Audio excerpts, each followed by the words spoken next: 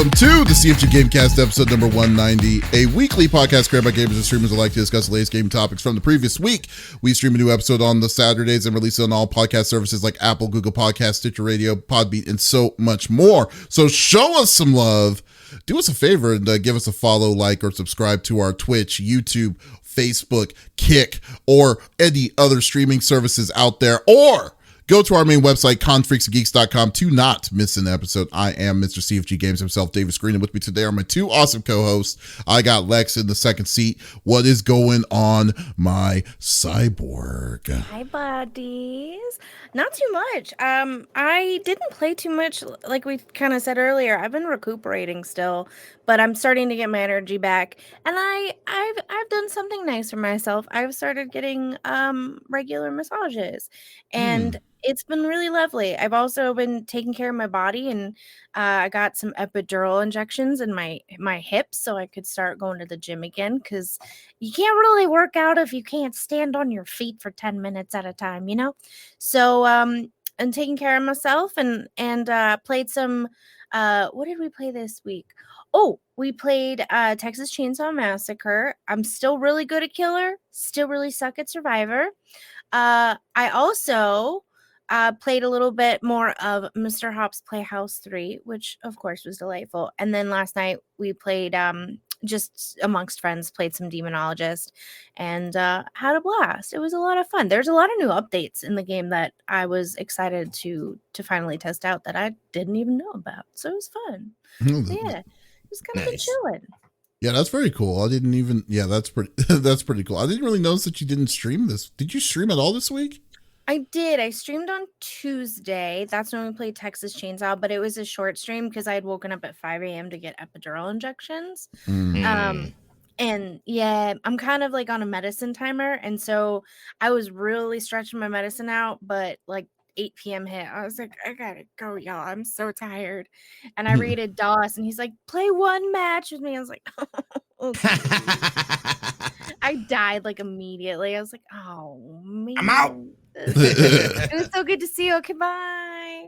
That's funny. It's like, dang, I can't believe it. My ultimate best work, and it's just like it just foiled again. Okay, but hey, Lex. Yeah. You know who's finally back from his trip to Nintendo and PAX West this week? I do. It's Opie. No, I'm just kidding. It is. The 5-star general of the itty bitty Smitty committee. I got Smitty in the third seat. What is going on, my dude? Oh, it's been busy. It's been busy since we got back. PAX West is absolutely amazing. Had a ton of fun.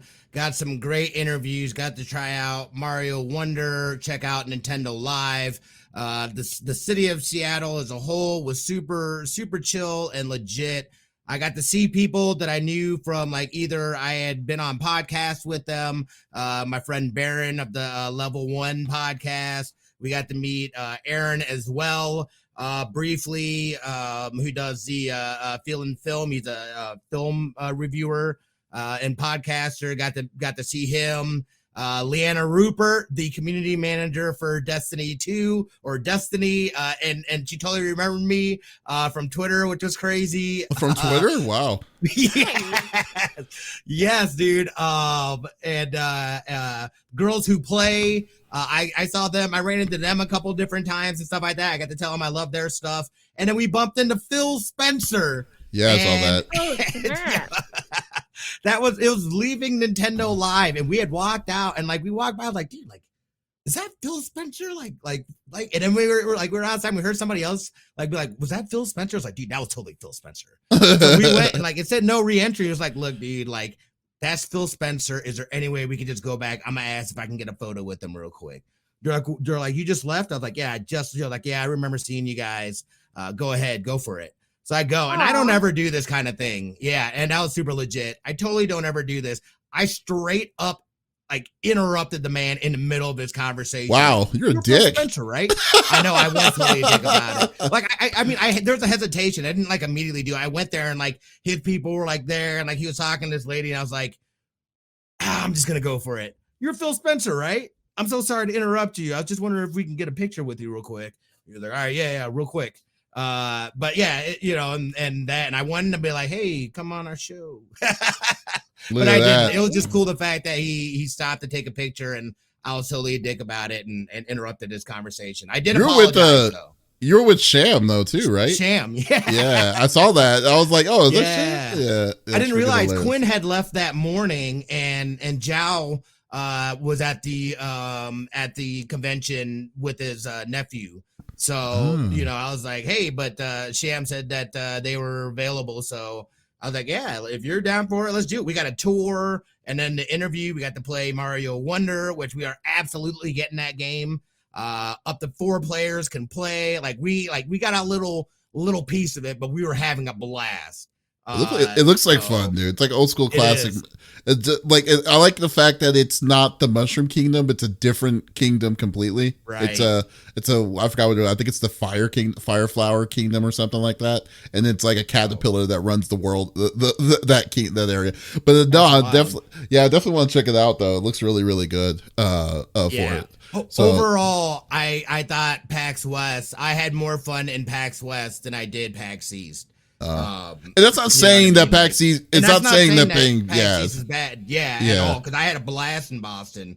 But everything about the city and everything, like the weather was all nice. Actually, dude, I was sweating bullets the entire time I was. It was that humid or was that hot? Dude, it was that humid, man. Even it was like New York style. Like you get out of the shower and you instantly start sweating. Like I didn't have to put on lotion the whole time, dude. Oh wow. It was wild. Yeah. Oh, okay. I need to definitely check. Yeah, I'm sitting there going for interviews, just like, oh, so sorry about me, dripping sweat. I really want to. Looking like a psycho, dude. I really want to go. I'm going to go next year, dude. Like PAX West is the one that I'm definitely wanting to go to next year. I think it was I knew it was going to be better than the one in the East. But to be fair, when we went to East, this was like the beginning of the easement of the pandemic. Pandemic stuff. So, exactly. Well, that's what they were saying, and multiple people had mentioned that this is the first time that PAX West has felt like PAX West in years. So they definitely, and you can notice, I mean, it was packed, dude, but on Saturday I heard it was really packed. Yeah. And they had it's multiple buildings and dude, I mean, it was just so many people there. Well, so this is your first time. Great. This is your first time at the Seattle convention. Oh, I'm sorry. You were going to say something, Lex. What were you going to say? Nope, I wasn't. I'm just listening. Oh, okay. Sorry. But I would say this. I think that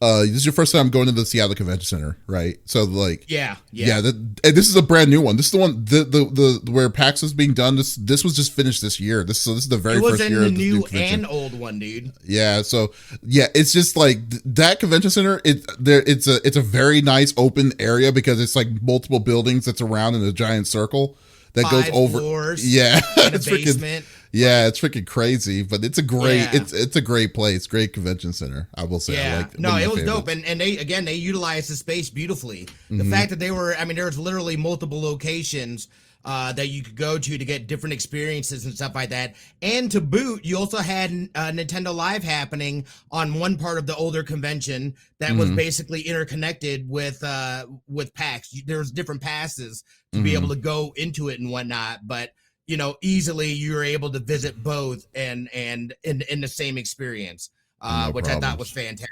Yeah, that's awesome, dude. That was the first time Nintendo Live was in the United States. I didn't know that. Was there? Yes. I didn't know that. Oh, didn't know. Yes. I thought it was something new that they just decided to make on their own. I didn't know that this existed. No, so it's been in Japan. It's been in Japan for years. And there's one coming up in January in Japan. But yeah, this is the first time that they had Nintendo Live in the States, Seattle being the home of Nintendo America. Yeah, fair enough. Nintendo of America. Well, you know what that means. So Smitty is going to Japan in January. I would love to. Let me justify that. Smitty is coming home. I'm coming home, baby.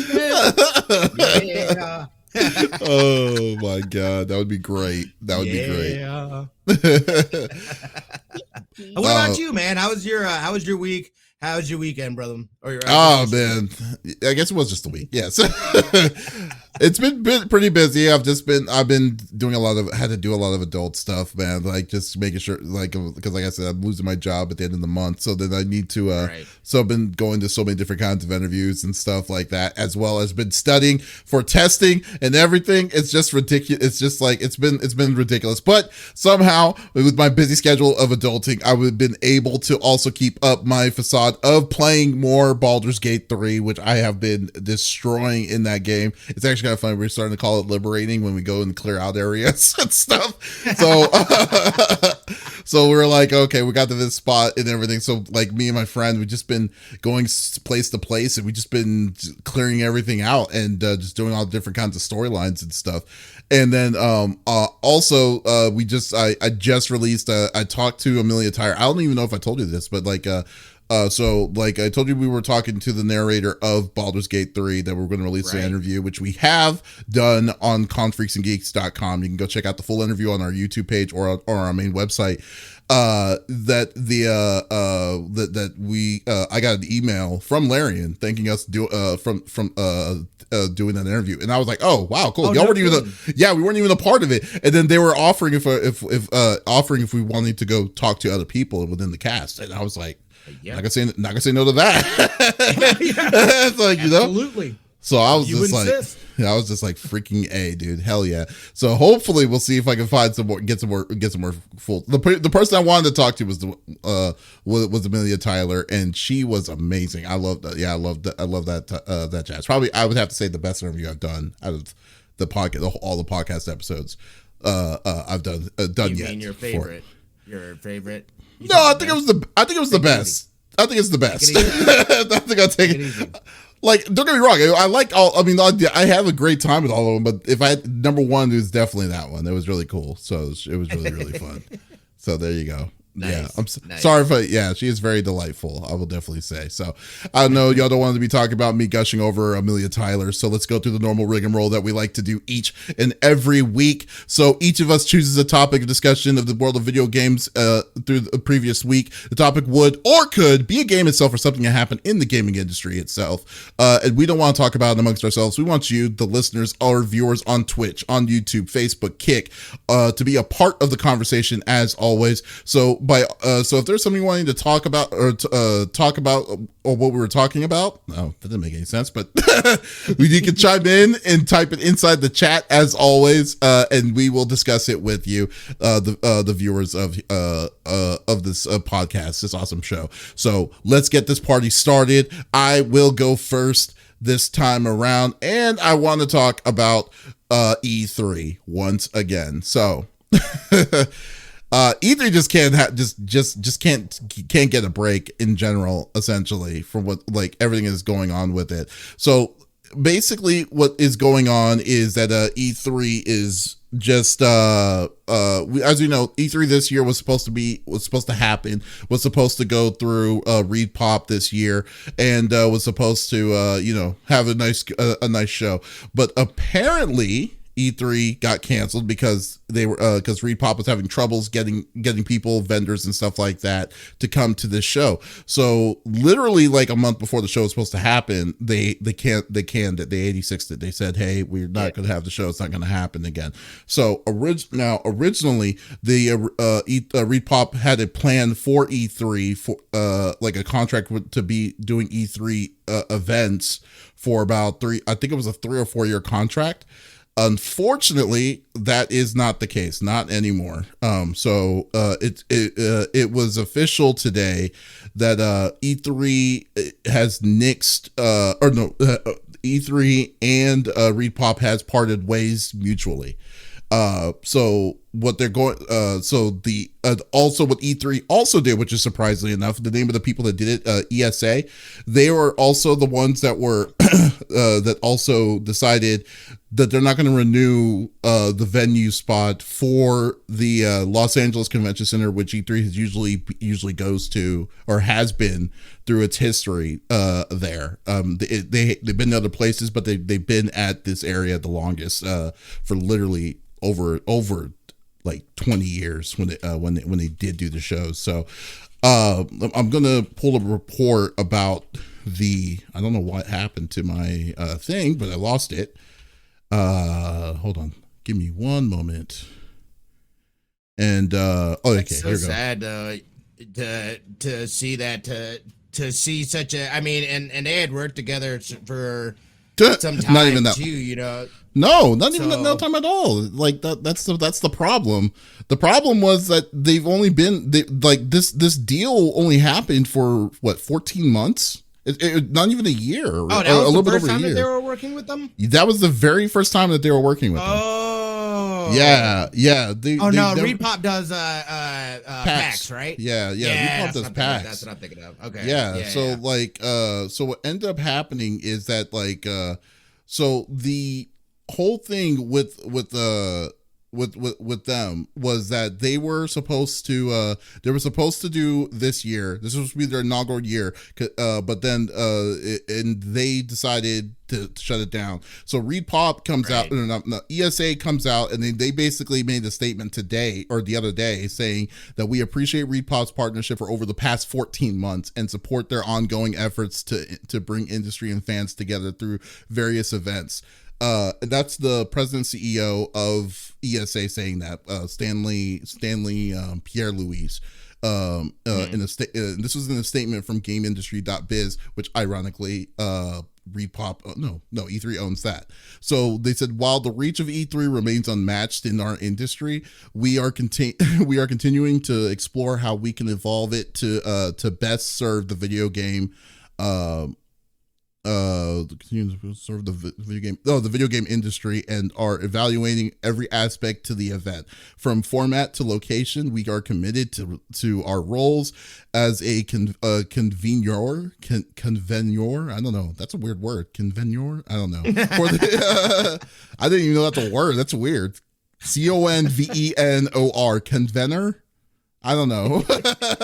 For the industry. Convener. Okay, maybe. Convener. Okay, we'll go with that. For the industry, and look forward to sharing news about E3 in the next coming of months. Okay, so first off, I feel like it's a little. I have to call bullshit on one small thing about that, and then saying that that they said while the reach of E3 remains unmatched in our industry. I'm like, y'all are having a hard time bringing people in your venue, your venue, or justifying your venue for developers to come to your show. That's not saying that you're unmatched. It's saying that they're saying they don't need you. That's the problem. That's the problem with it. So y'all need to change. Y'all need to change somehow. And as opposed to you're saying that you have ReedPop, who has a PAX event on the East, West, Australia, and also they had a fourth show, and you're telling me that your show was that's leading it. I'm sorry, I'm gonna have to call BS. Most people were already fed up with the BS that y'all were dealing with, to a point that Microsoft, Xbox, and Nintendo decided to say, hey, we're not doing this show anymore. We're gonna do an event around the show that you're doing it around, but we're not affiliating ourselves with you anymore because of the way y'all were running this thing. So y'all need to fix that. That's the biggest problem. Second thing, y'all have not been able to make a physical show ever since the pandemic even started. It's been 3 years now.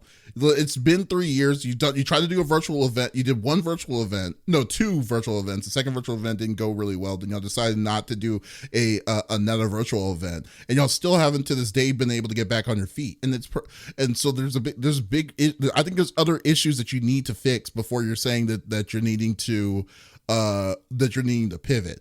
And I think you're going the right direction of doing things like not being at the Los Angeles Convention Center, because me personally, I hate that place personally, but it's the event, but the things that y'all, the decisions that y'all made, I think the biggest decision is that you turned everyone the wrong way when you decided to bring the public pass inside here, and you decided to lose the identity of what E3 was. So y'all need to figure it. Yeah, sit down, figure out what the deals are. The deals are itself, and plus y'all haven't been able to find an organizer for this for the organizers y'all were with for the longest of time. You backed out. Y'all kicked them out. Then you had another organizer less than a year. That y'all kicked them out, and then ReedPop is the third one, and ReedPop didn't even get a chance to do it because they're realizing how much of a dumpster fire it is. So this stuff needs to be figured out. I mean, so I just want to get y'all's takes on this. What y'all think?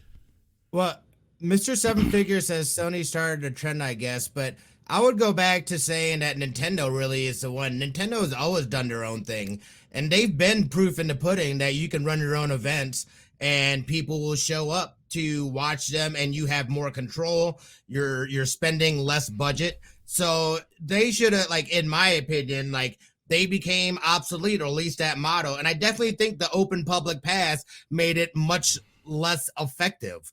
If that's all they were doing, then they could do it on their own, like I said, for those advantages, and not have to go and deal with the shenanigans of that show. So I don't know. I mean, it's more telling to me that they're going through these organizers, especially a group like ReedPop, who has shown you that they are successful wherever they go. Like, you burn through them in 14 months and say, nah, we're not going to do it. Like, there's something going on there, like, that they haven't figured it out. But you're right, that is a good step. That, you know, and I've never been to the LA Convention Center, but LA is just a busy city in general. Like, I feel like I feel less of a want to go because I don't want to deal with the city and its shenanigans. You know what I mean? Which is it's just a pain in the ass.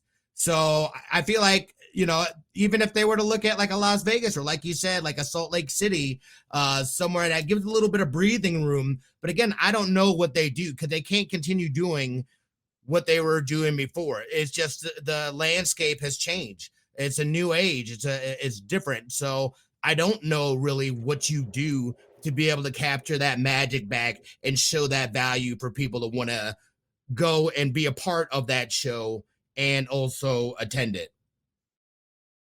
Yeah, I know we've discussed E3 a million times on here, and I've always said that E3 was my favorite out of all of the show me what's coming out and what's going on behind the scenes.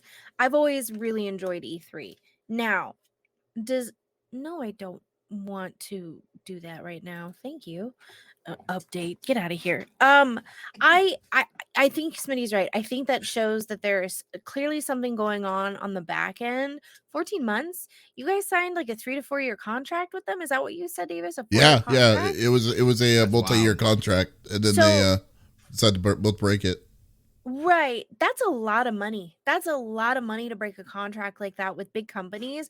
We're not talking like a couple $100.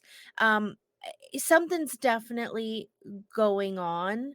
And I'm curious, did Reed break the contract, or No, did it's mutual. They mutually left. They left? mutually, Okay. they mutually split. They're not like in trouble or anything. They just thought that they were both better to split better apart. off. Okay. Yeah. That's wild. All right. Isn't it? It was amicable. Cool. Still, I feel obviously like you said, ReedPop is a company that knows what they're doing and they know how to run things. And if they and E3 came together and were like, this is just not a good fit, something weird and something fishy to me means something's going on, right? Like, my alarm bells go off immediately. Am I missing E3? No. Did I like it? Yeah, I enjoyed E3. Again, as far as someone who needs to report to you guys what's going on in the gaming space, if I have to choose, do I want to watch, Ubisoft or E3? I'm going to pick E3. And that's same with Nintendo, PlayStation. I would rather watch E3 just because the way that they present things has always caught my attention, right? I don't want to be falling asleep while I'm watching this, which has happened. I have sat here with these two watching what's coming out from a company, a big name company. 6 hours. And I'm dozing off and like messaging them behind the scenes like, I gotta go. Like, I need to now. You know what I mean? Here's the thing though, and this is what I think it is. Like, and it sucks because like I guess I'm the only one out of the three of us that's actually went to E3, but I went to the last physical E3. I went to the last physical one back in 2019, and I had a lot of like, it was like your experience with PAX West was what I had at E3 back then, and then what E3 was, and I don't know how many times I've said it before, was perfect for writers, reviewers, podcasters, all the people that were in the industry, like press industry, to get shit done. And what made it worse is that I think they lost its identity. The problem is because like what ReedPop was trying to introduce with this E3 was that they were going to there were going to be press days. Because like for me, that's what I was excited about. Exactly. I was excited on the fact that they're going to have press days and then we're going to have the public like the last 2 days. Then I knew what I was going to do. I was going to be there just for the press days and bounce at the just leave on the public days. And I thought that's a fair balance. I guess the problem was like with especially with like all the other stuff was that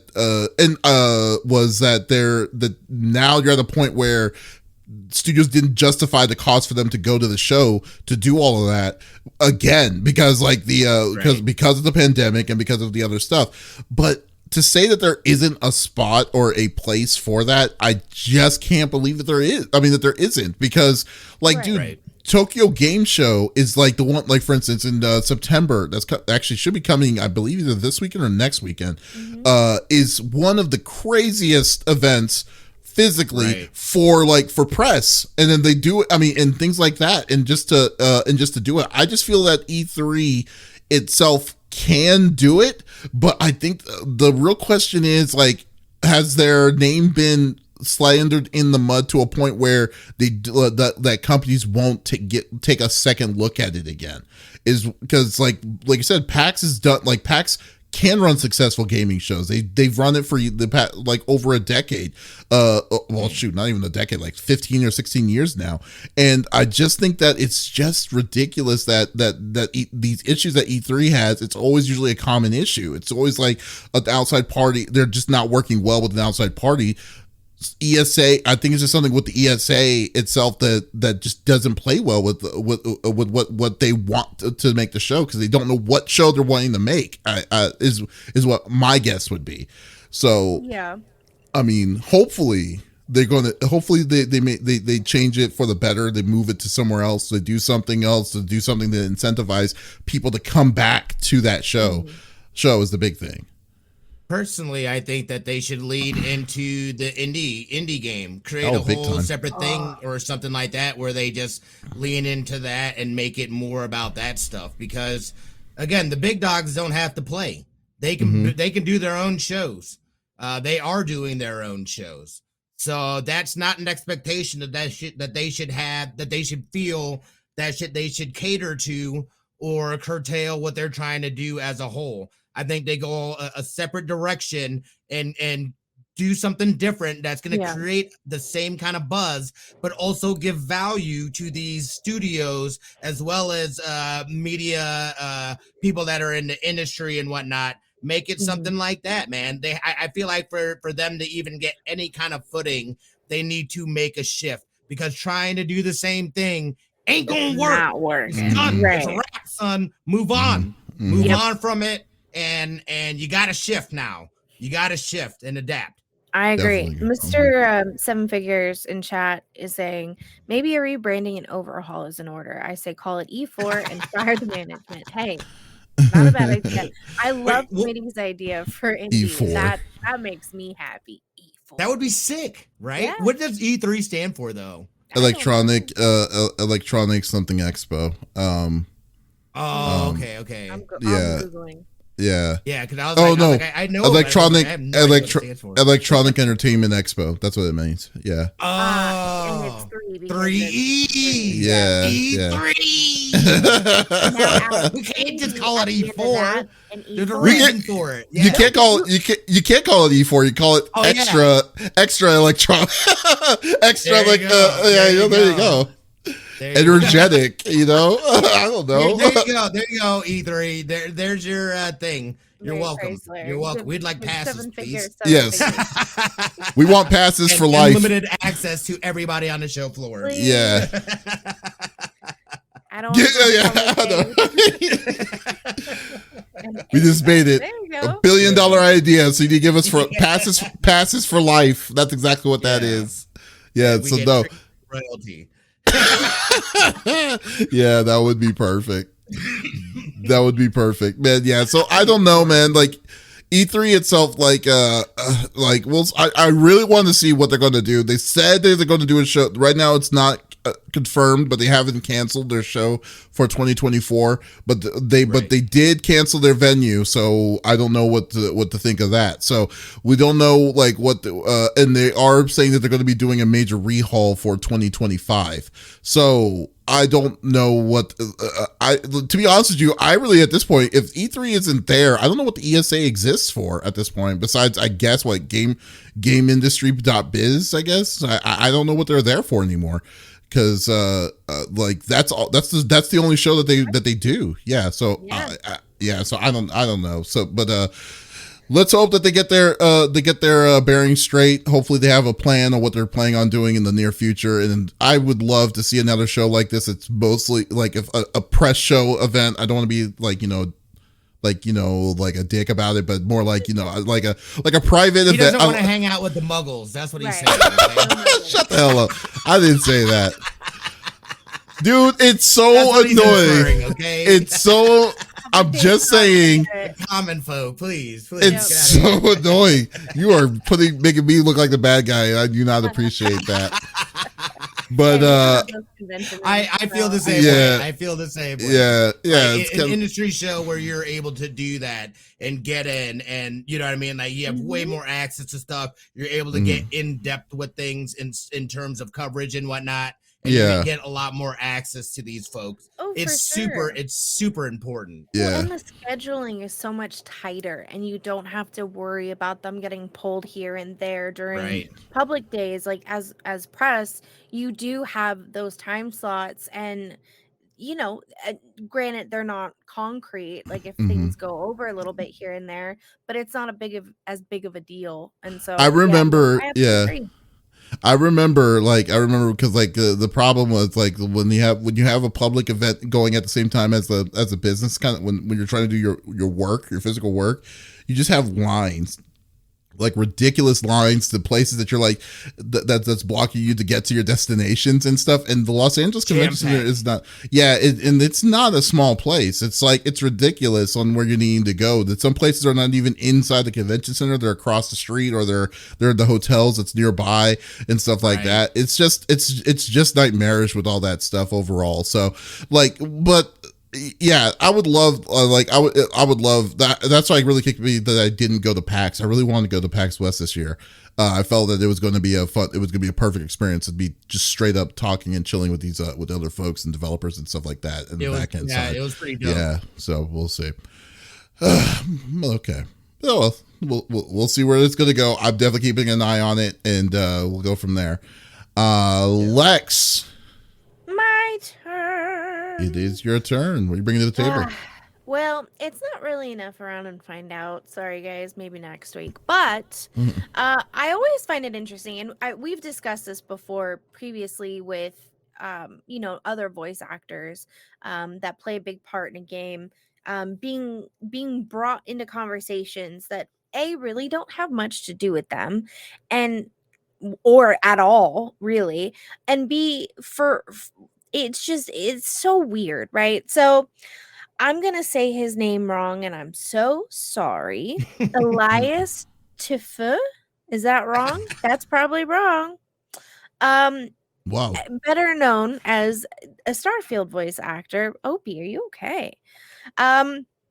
So he plays the voice of Sam Coe and the Do X series Adam Jensen. So if you've listened to Deus Ex? Oh, I didn't know he was doing that. There you go. That's the character's name, but Elias T. I'm gonna call him just because I'm so sorry, and I get it. My last name gets butchered. All the I took French, and to me that seems like it would be. We got two random words that come in. We got convene. Convene. Is it convene? Convene the people. Put an ER at the end of it. Convener. Anyways, that's how you would say it. We're learning English today, guys. Get on in. Right.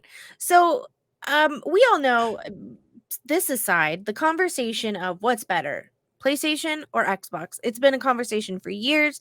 I, along with the person who wrote this article, very clearly thought that fight was over, but apparently not. So if you guys don't know, Elias T, he is the voice of Sam Coe in Starfield. Now, if your thought is, how did he get brought into conversations for gaming?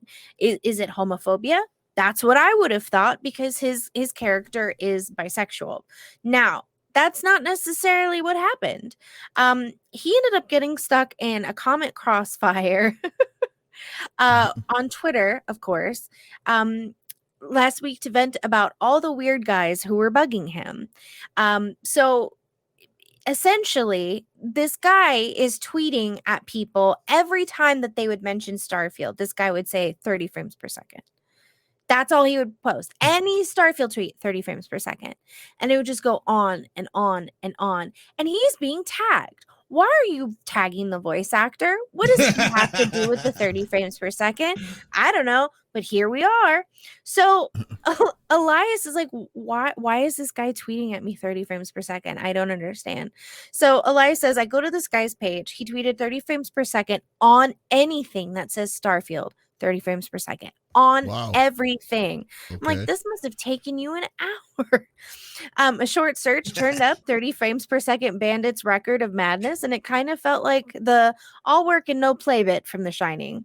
Mr. So wait, T is he basically saying because the game is only running at 30 frames per second, then it's just like it's a non-starter, I'm not going to play it because it's 30 frames per second? Or is he just trolling everyone and just letting people know, it's like just putting their own stupid thing out there about? Great question. How fuzz it I is. don't know. I don't know the answer to that. He's got to be trolling. I would assume as much, but it seems like the conversation of Xbox or PlayStation kind of plays a role into this. So Mr. Tifa, Mr. T, Elias, Mr. T. Sorry, Mr. T. Oh, that's great. He cited commentary online as getting him down, and in the day since, we talked to Mr. T, has butt heads with homophobic players, etc., who take issue with his character Sam Coe being bisexual, right? So again, this seems to be a trend, whether it's a TV person and they're playing a character on your favorite show, and that person in the comics or the cartoon happened to be white, is now black. We know that people freak out, and of course they get the actor involved, which again has nothing to do with them. Right. All the same, this sort of behavior is pretty standard. It's expected in online pop culture discussions, more or less now, right? And Mr. T said he thinks that the right thing is to just ignore it. I would disagree with him in some cases, even though the 30 frames per second guy drew a response from him. Later down the line, his commentary just became, I'm sorry you're like this. I wish you weren't. I would love it if you came back and said, you know what? That game was actually really fun. But of course, that's not the case. But Mr. Elias T said, for me, the most insulting thing, you don't know how hard these guys worked on this. You don't know what these guys want. You don't know that these guys want this to be great. We didn't make Starfield or any project to be bad. And that's, of course, the case for any video game or TV, anything, right? The hope is it's not going to be bad and people are going to love it. But obviously 30 frames per second didn't. And again, we've discussed this with other voice actors, other actors in general. I was curious what you guys thought. This is one of the reasons why I hate the internet, to be honest. Straight up. Pretty because much. There are people that just are just terrible people that don't deserve a platform in the slightest, in my opinion. You know what I mean? So and that totally is just troll stuff, but anybody, because there are people that will go and get malicious about that stuff and start harassing people. The woman that played Abby, what's her name? Trot or am I no. Oh, I can't remember who it was. Laura Abby, Bailey. I think it was Laura Bailey, right? Abby from Last of Us? From The Last of Us 2. Oh, okay. I didn't know about that. She was getting harassed, dude. People are weird, man. Leave people alone, dude. My God. It's what the real issue too is that I don't care, man. Why are people console war beefing? It's so dumb. I want to play all the video games. I don't care what console it's on or where it's at. If it's a good game, I want to play it, dude. If anything, like you would want the competition to raise up the bar anyways, because that's going to be good for our overall all consumers. Yeah, it's good for everybody. Exactly. People are so weird and angry about the weirdest things. You know what I mean? Like, and I have a hard time wrapping my head around somebody being angry about a platform that you're playing a game on, or exclusivity, or all that stuff that you're just like, dude, like, it's not, people, we've gotten spoiled. I was just talking about this earlier today, I think, how like literally you'd be lucky back in the day if you got 2 video games a year, let alone 1. You know what I mean? So like, there's just too many good games. There's too many games out there for people to be beefing like this. There's room for everybody and everything is changing. So it's such a dumb thing. And like these developers and stuff like that, they have a completely separate mindset. Hence the folks that are like, oh, what about Xbox loyalty? What about Sony loyalty? Like, I don't owe them shit. They're a company. What are you talking about? I know. And they're not sitting in a board meeting saying, that guy Smitty, he's been loyal to us for 5 years. We should throw him a bone. That's not happening. I know, right? Not real life. It's not real life. Well, I mean, the biggest thing I really just don't like is the fact that like the people that are, it's kind of weird because like, well, first to kind of tear this person apart, like FPS is kind of gotten to a point where it's a buzzword. Like, when you say no carbs and you're having a thing of like, you open up a thing of beef jerky, then you realize it's freaking meat. There's obviously no carbs in there because it's not they don't use carbs. Yeah, it's like it's same kind of it's the same kind of BS that we're talking about now. There is a time and place for when FPS matters, right? Not all the time. It doesn't necessarily mean 30 FPS is going to make it a bad game. If you're playing a first person shooter, you do not want to make it 30 FPS because the reaction time is very, very viable. So you want to make it 60 to 120 FPS. But a regular game that is story driven will have just the same amount of experience than what a 30 FPS would be to a 60 FPS. I don't fucking care at that point, nor should you care to a point to tell everyone else out there to say, I hate this game because it's 30 frames per second.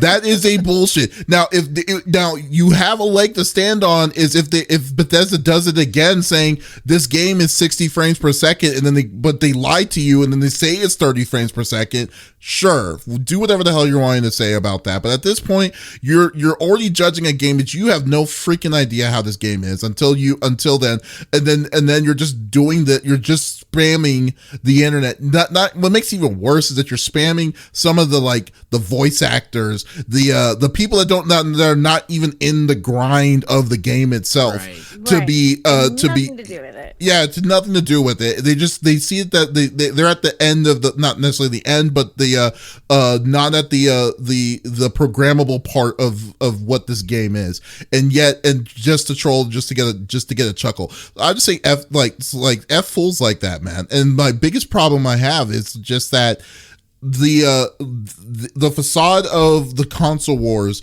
is a public facing thing. Internally, game people within the development, non-existent. Completely. Smitty just said that he saw Phil Spencer at a Nintendo freaking event.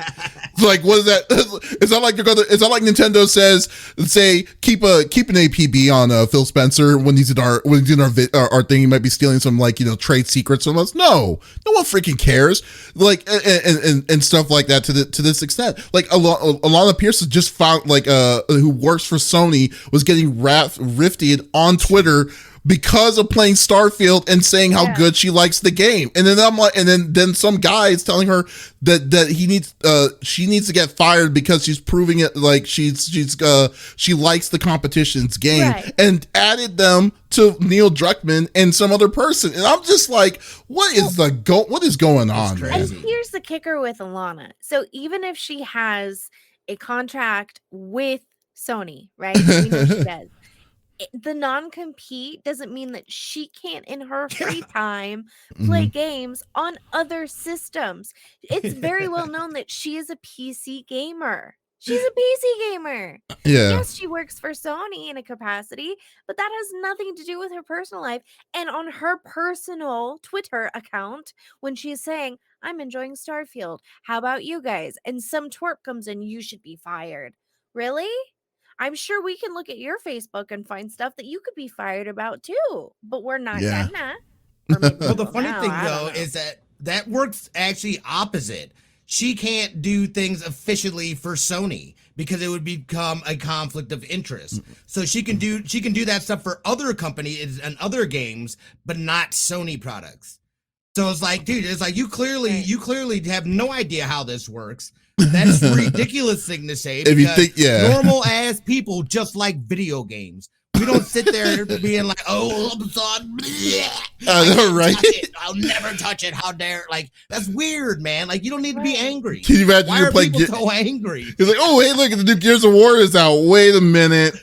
I work for I work for freaking Sony.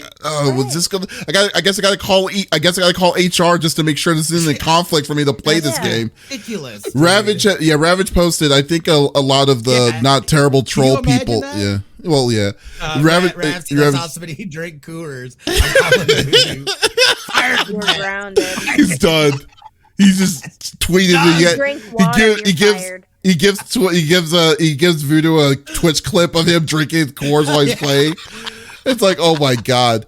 It's like, yes. But Ravage also says, I think a lot of the not terrible troll people who are upset about it think it is a lower quality. Like, why not make it 60 frames for all people are going to pay for it, and how much they promoted it as the best game of the year. Well, for those people, I'm just saying, dude, okay, fine. If 30 frames per second is so easy for you to do it, okay, let's switch it up to 4 FPS. Tell the developers, switch it up to 60 frames per second and just have them do it. It's simple. It's as easy as cakes. You know? I mean, it's just like, no, we don't know what the level of process it would take. Just like, remember, like a couple of weeks ago, we were talking about Baldur's Gate was having troubles on the Xbox Series S to do multiplayer. Like, what if this is part of that issue as well? That's why it's only 30 frames. Yeah, the reason why it's locked at 30 frames is not because they wanted it to be at 30 frames. It's more like there's a reason why. It's because like it's not stable. It could be the thing could tear. It could freaking drop. It could stop. It's like when people put it in the level of simplicity of like, oh, just make it 60 frames. It's just like, dude, it's like, oh, okay. Let me turn on the flip of the switch. Okay, everything's good now. Everyone's good to go to play 60 frames. It's like, no, we don't know that. We don't know the level of what it's going to take for that. There's a legitimate reason why they did it, and I think and then you know what usually it's going to end up happening. When they finally fix it, guess what happens? A patch will come up. Well, they'll say you could do it in performance mode and then do whatever you need to do with it, because there's another issue, because you remember what the Microsoft's biggest thing is: anything that plays on the Series X needs to play on the Series S. Right. There's no way in hell Starfield is going to run 60 frames on the smaller system like the Series S. So like, I'm just saying, people need to calm the frick down with this kind of nonsense, and just kind of give them some sort of level of slack towards this, and not be a PlayStation overlord or an Xbox overlord, or PC master race. Just play the freaking game, dude. Seriously, it's so annoying. I'm sorry. The other weird thing too is the whole pronoun thing. Like, why is that a thing? I don't understand why that is a thing. It's like, who cares? Yeah. Oh, there's the option to have it or whatever, dude. Like, it's ridiculous to me. Not only that, but people are reviewing this game. Technically, by the stats, this game doesn't even really open up until you're like 130 hours deep into the game. Because again, they want to keep you playing the game. It's about that playtime. And this is an expansive, huge thing. Yeah, there's some issues and stuff like that, dude, but like, this is an RPG space opera lover's freaking dream, at least for me, dude. And like, you can pick up everything, which is terrible, dude. I spend half the time over encumbered. But I'm loving it, dude. Like, I don't understand why people are looking for reasons to hate it? I don't know. It doesn't make sense to me, man. Because people want a reason to hate something because they're miserable in their own lives. We know this to be fact, right? I just think it's funny that we've discussed issues in games that are valid, right? And questions that we have for said developers that have absolutely nothing to do with the voice actor and or actors in this project, yet they're bringing Brock into the conversation. They're literal internet doors being knocked on nonstop. Maniacs. You know what I mean? And that's stressful. I hate when I get like hundreds of notifications at one time. And this is my job. So you know what I do for my own peace is I turn that down and I turn it off. But for somebody who's not used to that, who, you know, as a job does voice acting and then are being just nonstop spammed on different platforms, because we know it's not just happening on one. That's a lot to take in. You know what I mean? You know, it's funny, though. That's not something they signed up for. Ravage says, like, before earlier, too, he's like, well, that's like a normal Joe Schmo complaining that his Toyota Corolla is in 4-wheel drive. I like that. It's like, oh, hey, it's front-wheel drive. Can you make it it's like, I hate this car because it's not 4-wheel. It's like, oh, okay, that's all? Shoot, idiots. But you know, it's so funny. Side note, little tiny side note. I recently had to have a discussion with some of my gal pals about where you put your tires if you park on a hill. And they said, why don't you turn the back tires? Girls, your back tires don't turn. How do you mean? Yes, they do. Nope. No, they don't. They do not. If they're, it depends. Yeah. Does it depend on the kind of car? It depends on the car because like it's a front wheel, there's a rear wheel, and there's an all wheel. And then there's also a mid rear that also does it. Most tires don't. Yeah. If you think about it, if they all turned, you would just move sideways instead of the front end of the car turning. No, you're right. You're right about that. Yeah. I thought you meant traction, like force traction. They thought like all 4 wheels turned. No. Just the front, girl. Oh no. Like, no, that's not how that works. That's fantastic. This ain't a tractor. This is maybe your lawnmower does that, which I would be surprised. That is hilarious. No, yeah. So what do you think is happening when you take a right-hand turn? Like on that was my question, and the answers were hilarious. Oh my gosh. Yeah, that is hilarious. Draw on paper and then bring them up to the vehicle, and I was like, "Look, let me show you." That's funny. You gotta educate them. That is hilarious. Right. Smitty, why don't you close this off? What are you bringing to the table, buddy? We're gonna close it off on some Roblox news again, especially for those folks that are parents or they have nieces, nephews, whatever. Roblox is huge, especially in the kid space. Roblox essentially has become how kids hang out, communicate, and socialize with themselves. So it's something that me personally, I'm trying to better acquaint myself to better be equipped.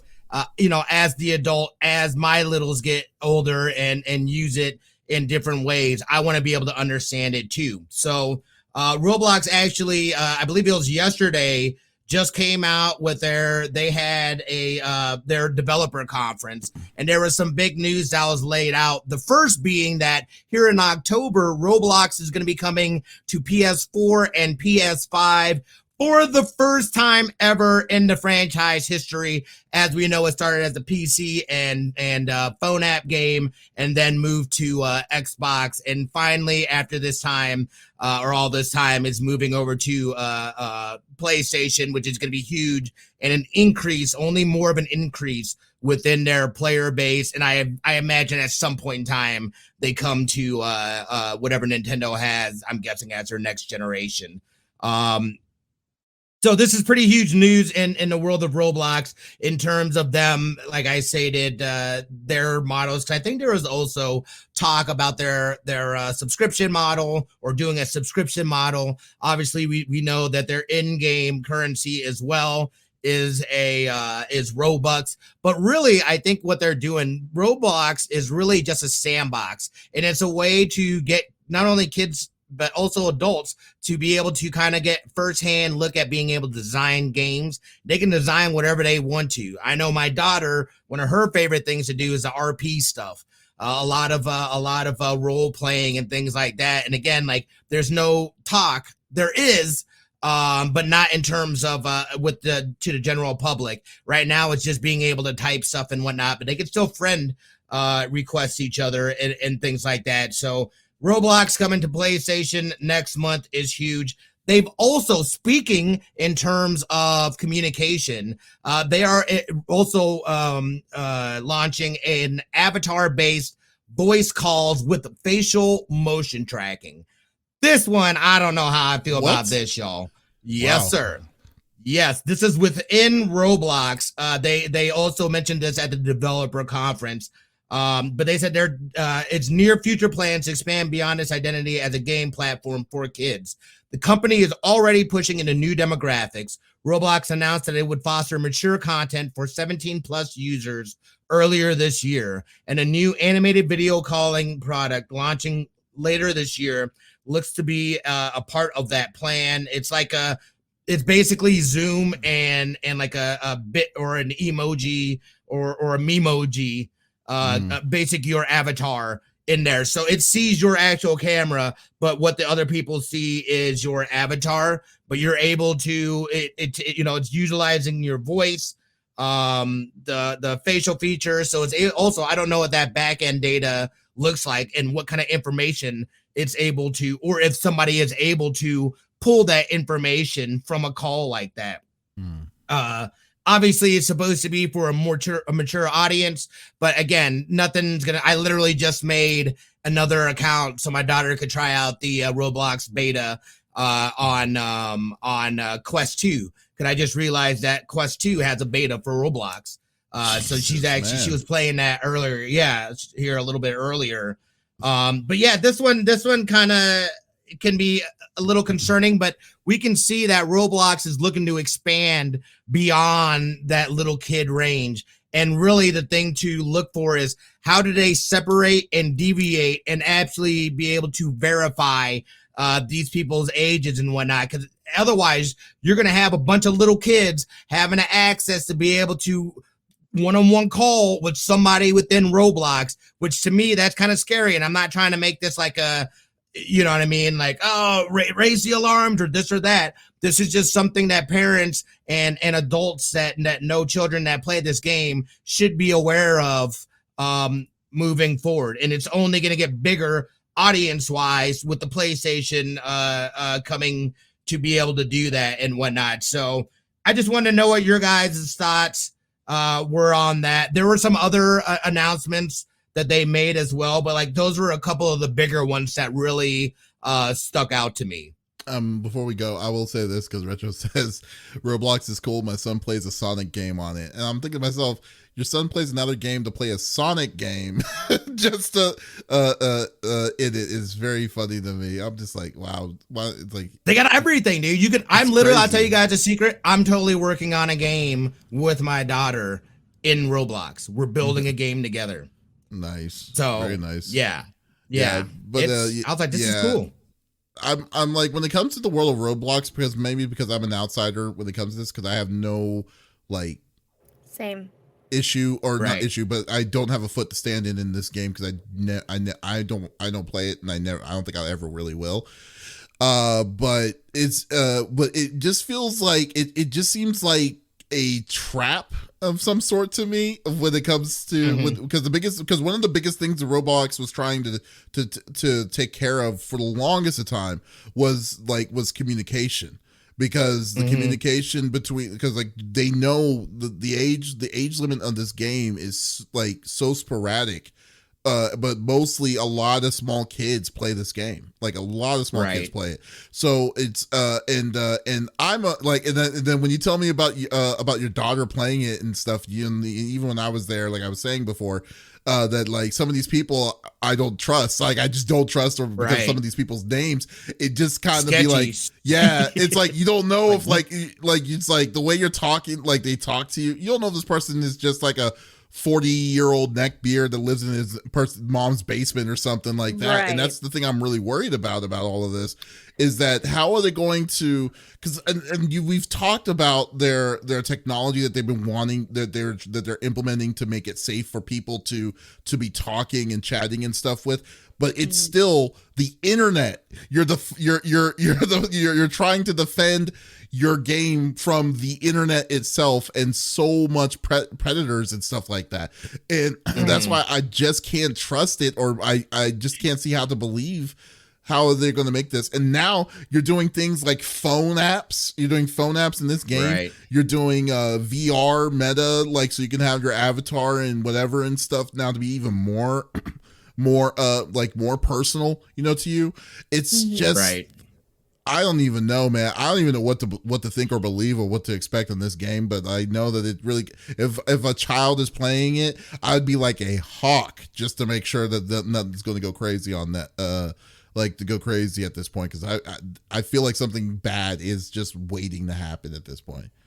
Yeah. So Mr. Seven Figures said separate game for the age group for more adult features. And then someone asked, how are they going to, Mr. Seven Figures also said age verification process.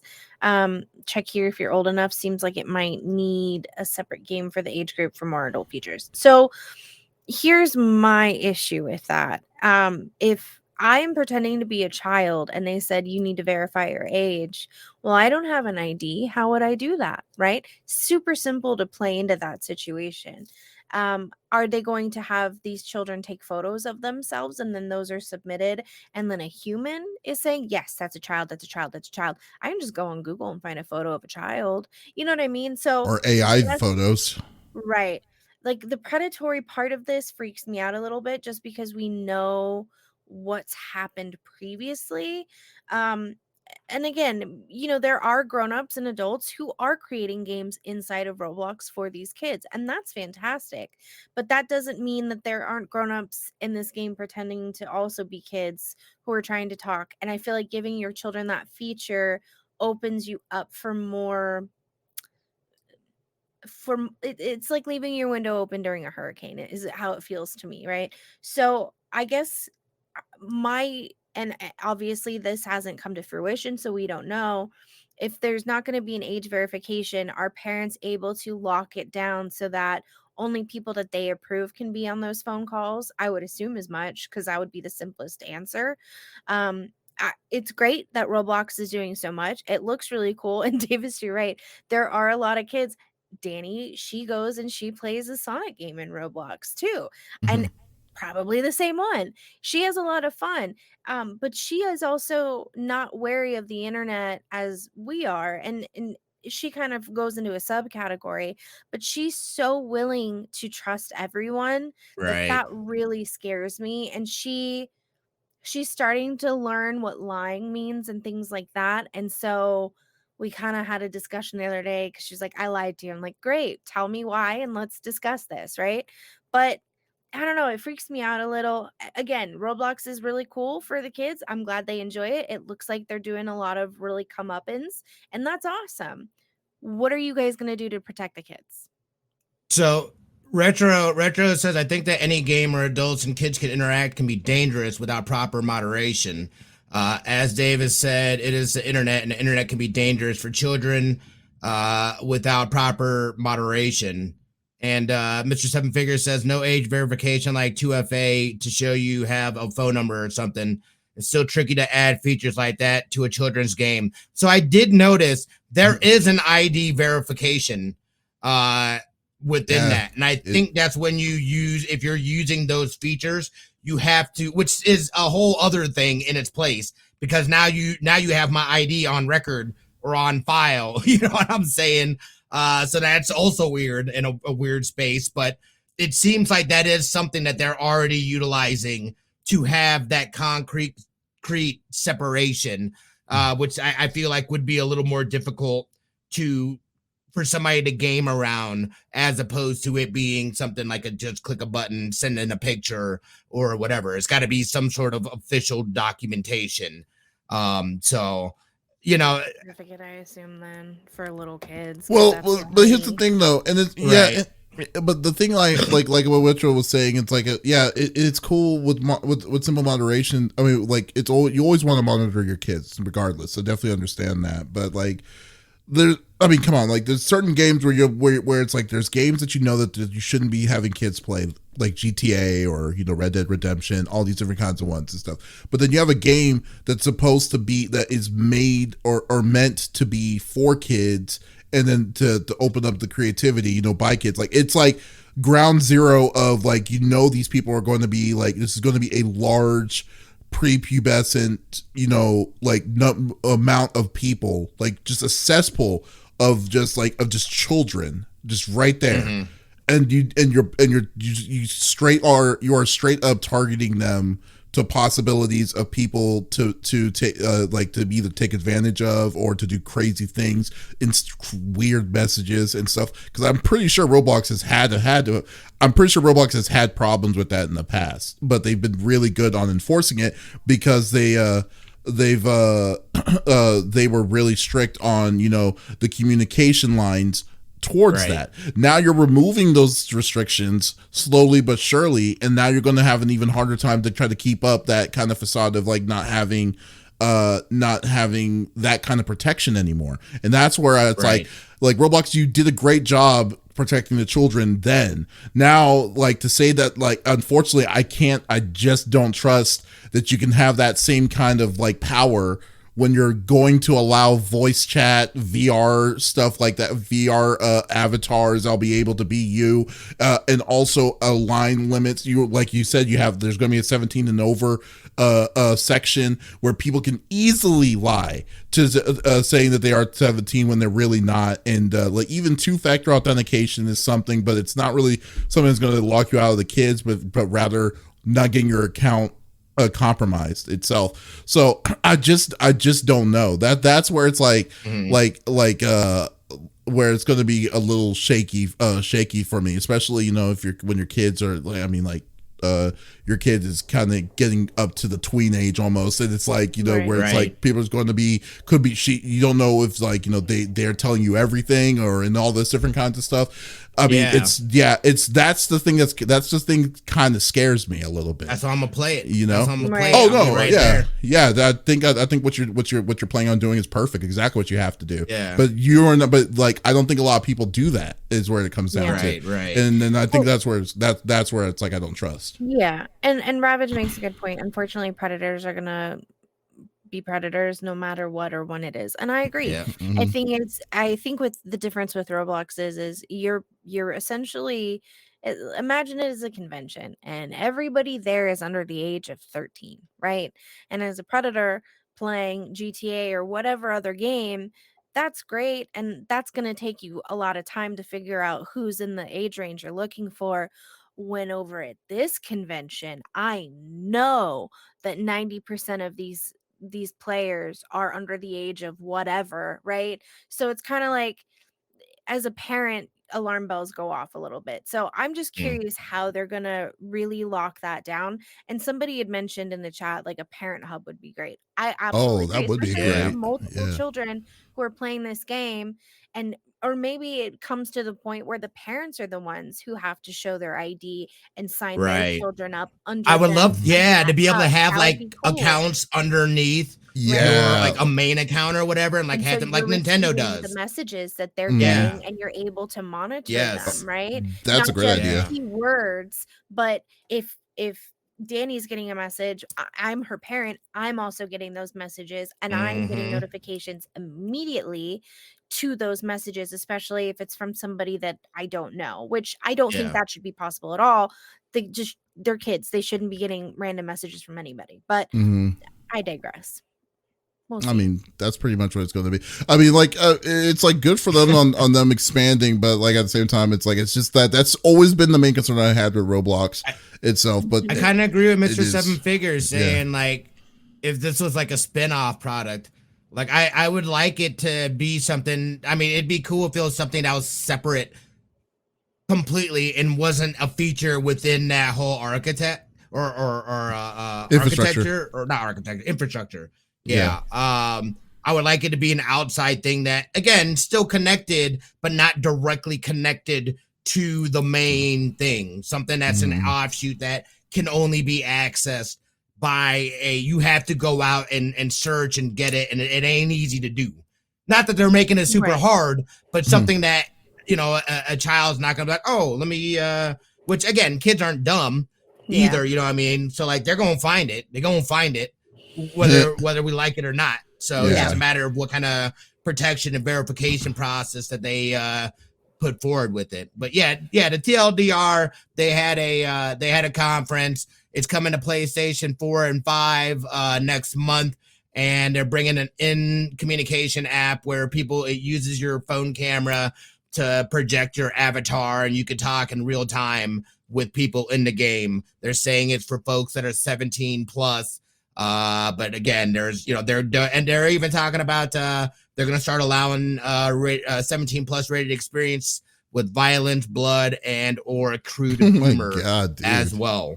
So Jesus, okay. If you Roblox, man, that's the kids. That's the way the kids communicate and hang out these days. A lot of them, they use it. They can have all the experiences they want in there. So, I really like I really like Lex's idea with the parent account. Like if they did it, he's come up with like $1 million.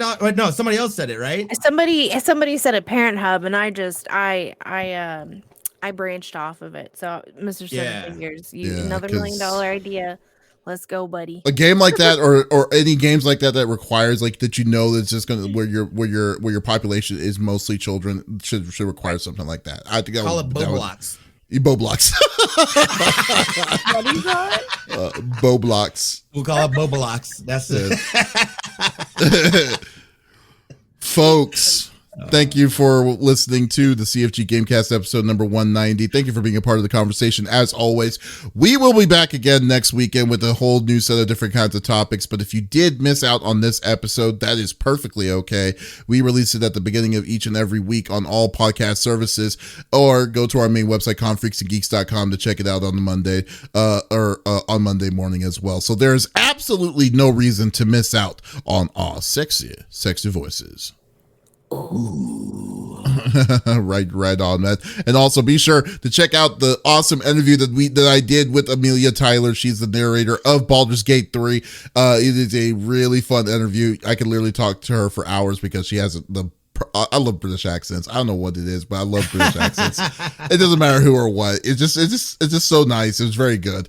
But go check it out on the CFG channel on our YouTube page or our main website, confreaksandgeeks.com. So once again, this is Davis, Lex, and Smitty signing out. Y'all take it easy. Bye.